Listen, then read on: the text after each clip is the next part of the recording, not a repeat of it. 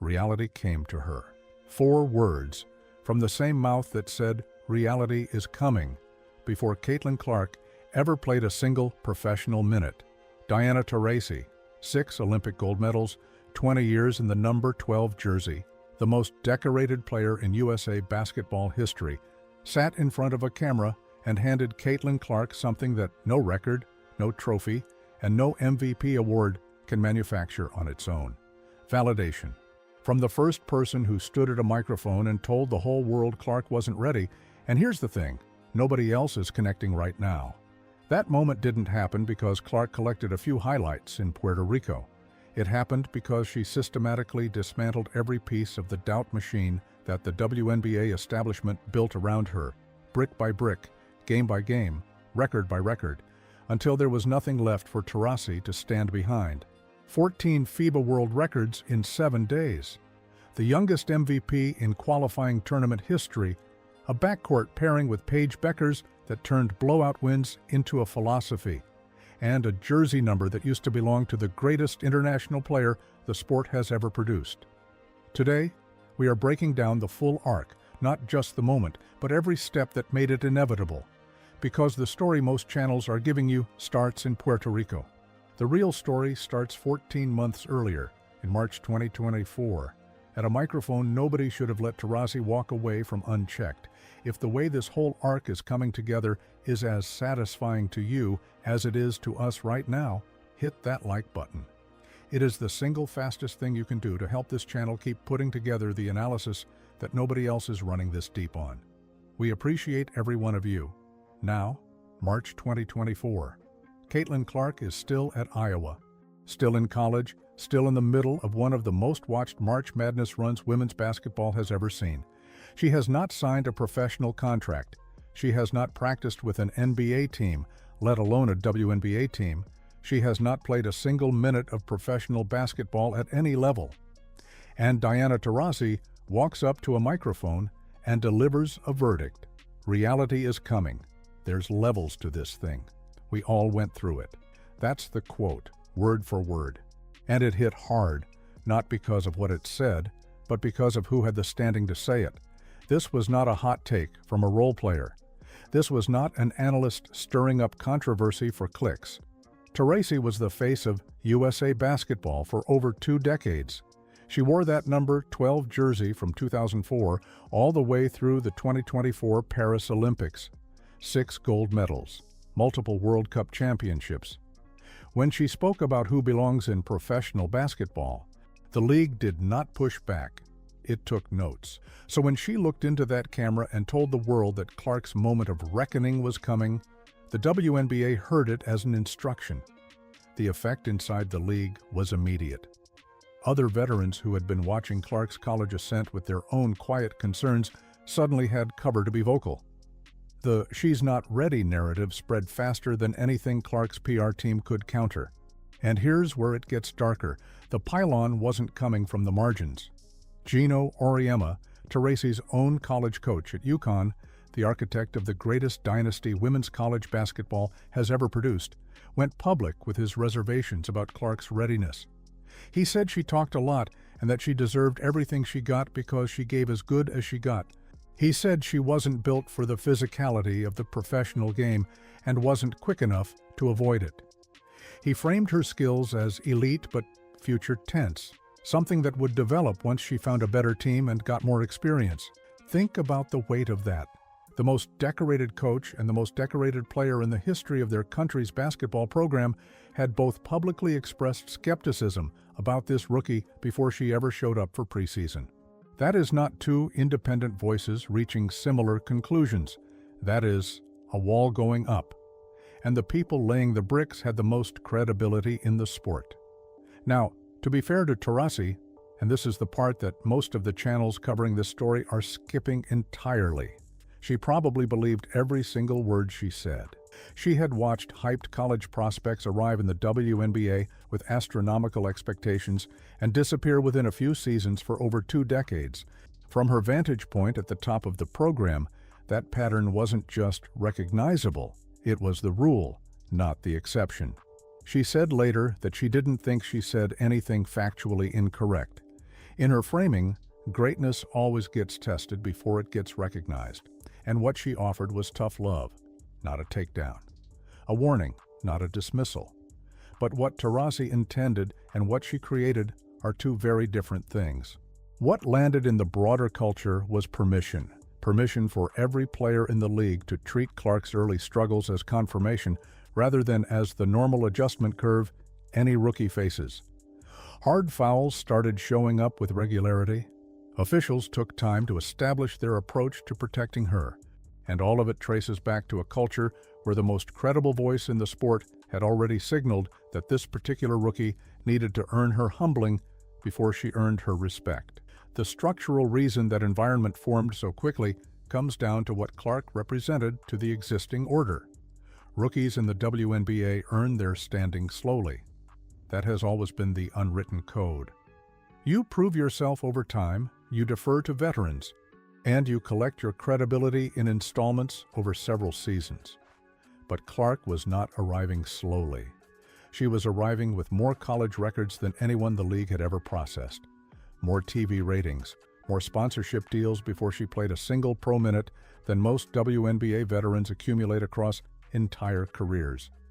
She had dragged women's college basketball to viewership numbers that rivaled the men's game during March Madness. And that did not just threaten individual players, it threatened the entire pecking order that decades of WNBA culture had established.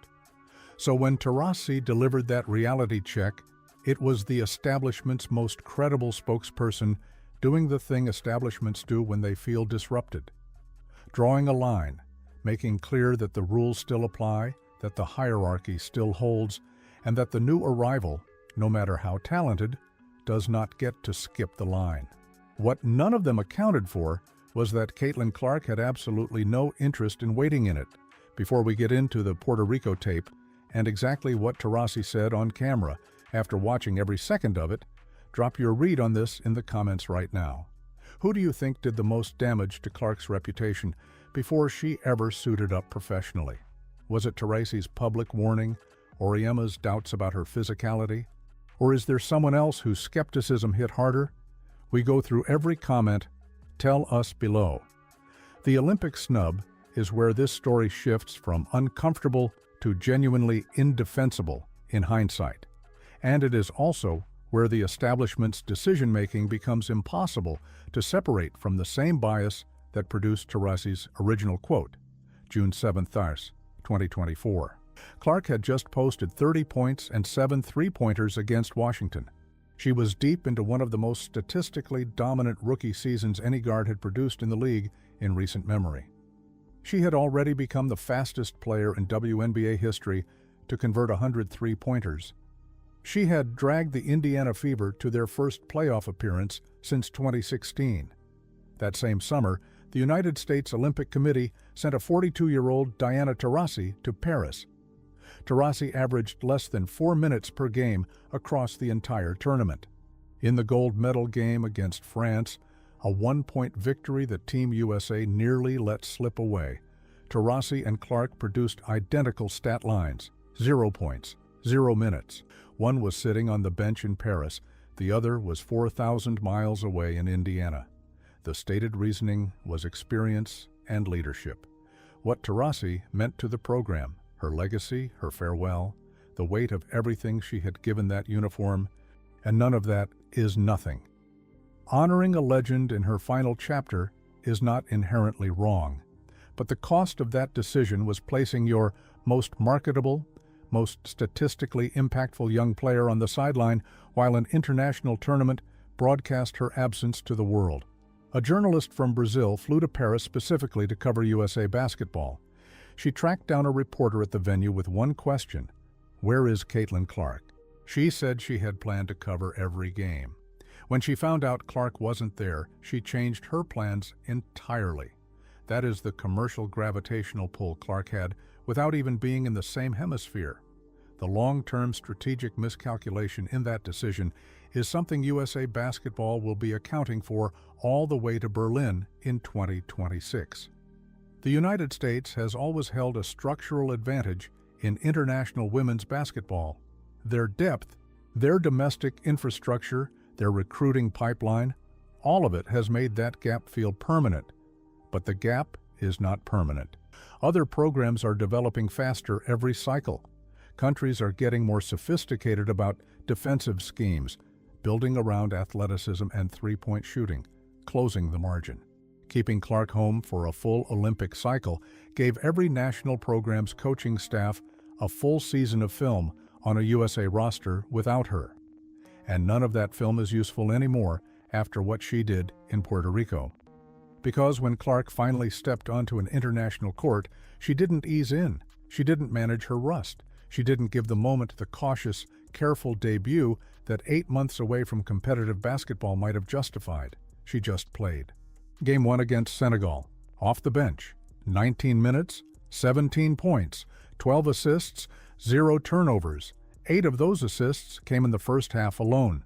She broke 5 individual FIBA records in that single game. Most assists in a Team USA senior national team debut, most assists in any senior national team debut across all countries in FIBA history, most assists by any bench player in FIBA history, and the highest first-half assist total in any FIBA qualifying game ever recorded. That was Game 1. First 19 minutes of international basketball in her career. If our coverage has been your go-to source for what's really happening inside the league, consider joining this channel as a member. Your support is directly what keeps us doing this kind of deep research instead of just recapping the highlights everyone else is already covering. Game 2 against the host nation. Puerto Rico revealed something important about how seriously the rest of the world was already taking Clark after exactly one game.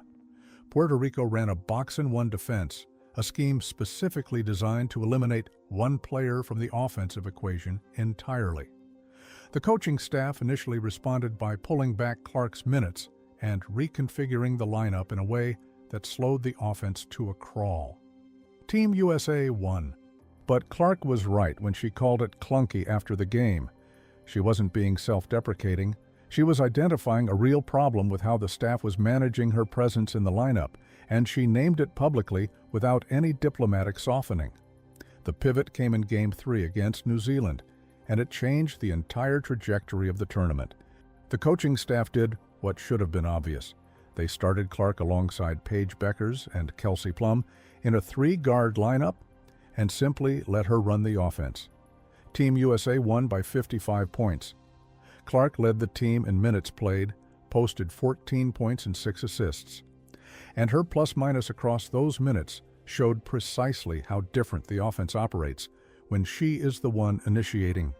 After Game 4 against Italy, a 34-point win where Clark logged 22 minutes, 12 points, and 5 assists, the coaching staff went on the record acknowledging that the earlier approach had been a mistake. That is not editorializing. That is a direct on-record admission. If this level of breakdown is landing right for you, share this video right now. The 2026 World Cup in Berlin is going to define an era of USA basketball, and what happened in Puerto Rico is the first chapter. Share it with someone who needs to see what's actually building here. Game 5 against Spain was the closest test of the tournament. Clark started, played 22 minutes, finished with 7 points and 7 assists, and Team USA closed it out without a loss in the competition. The final accounting across all 5 games, Clark led the entire tournament field in plus-minus and efficiency, not just her team. The entire tournament across all competing countries, she led Team USA in minutes, points, assists, free throws made and attempted, and 2-point field goal percentage. She was named Tournament MVP, the youngest recipient of that award in FIBA qualifying tournament history. And she is 24 years old. Now consider this from Taurasi's vantage point. This is the player she warned before her first professional game. The player she questioned publicly about physicality and readiness for professional competition. During the 2024 WNBA season, Clark had already swept Taurasi 4 separate times across their matchups. And by the time Puerto Rico concluded, Clark was wearing Taurasi's number 12 on the international stage, rewriting Taurasi's records in the sport Taurasi defined, doing it after 8 months of injury management, and receiving the same MVP recognition that Taurasi's own career had been built around. When Taurasi got asked about it on camera, she gave no deflection and no qualification. She told Sports Illustrated directly she couldn't think of anyone better to take that number 12 jersey and build an amazing career with it. She said Clark was going to put gold medals on it. And then, on the show she co-hosts with Sue Bird, when Clark came on as a guest, Taurasi did something that required real self-awareness. She took her own most famous quote and turned it back on herself. Reality came to her. That is as close as a basketball legend of Taurasi's generation gets to saying they were wrong without using those words, and it hit the way it did because of exactly who said it and what it cost her to say it publicly.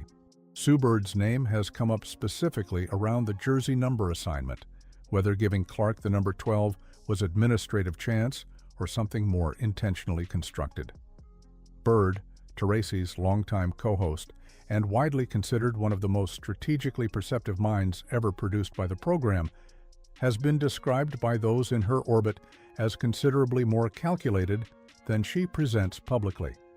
Whether or not Bird influenced the number assignment directly, the symbolism operates the same way either direction, the previous era formally, visibly, and permanently, passing the torch to what comes next. Here is the arc in full, because it deserves to be said plainly.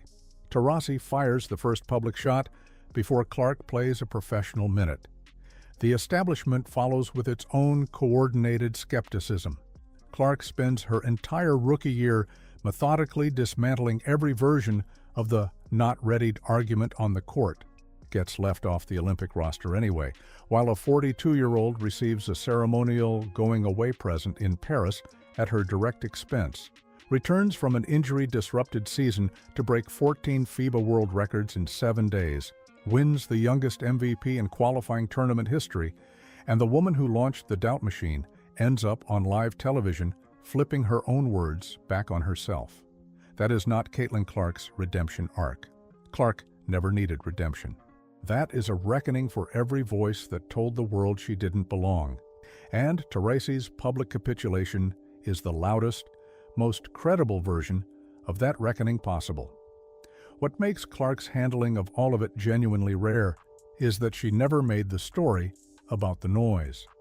After the Puerto Rico win against the host nation, when most players in that position would have gestured toward the doubters and soaked in the moment, Clark called the performance clunky, pointed to the fouls disrupting their transition game, and started breaking down what needed fixing. She wasn't chasing a narrative, she wasn't settling a score, she was just thinking about the next game.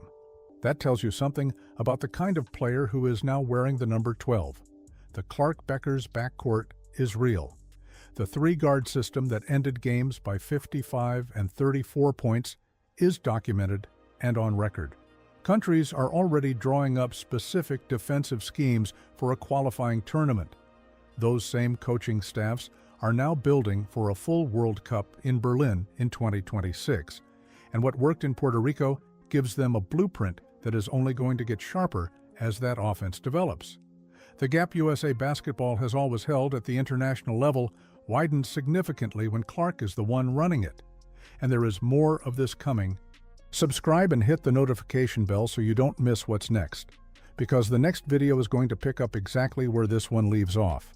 We'll see you there.